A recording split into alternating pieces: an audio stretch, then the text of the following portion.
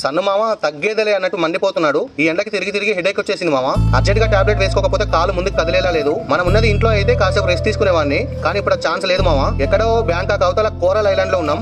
Solo travelling అన్నప్పుడు ఇలాంటి బాధలన్నీ తప్పవిక. కాలు నొప్పి వచ్చినా కడుపు నొప్పి వచ్చినా ఎలాగోలా కదలాల్సిందే ముందుకి. అందుకే కొద్దిగా ఓపిక తెచ్చుకొని నాతో పాటు ఇండియా నుంచి తెచ్చుకున్న డోలో టాబ్లెట్ వేసుకున్నా. తల జిమ్ అని లాగే కళ్ళు తిరుగుతున్నట్టు అనిపించింది. ఇలానే ఉంటే పడిపోయేలా ఉన్నా అని రిలీఫ్ కోసం ఒక కొబ్బరి బొండమైనా తాగుదామని బోండం దుకాణం వెతుకుంటూ వెళ్ళా.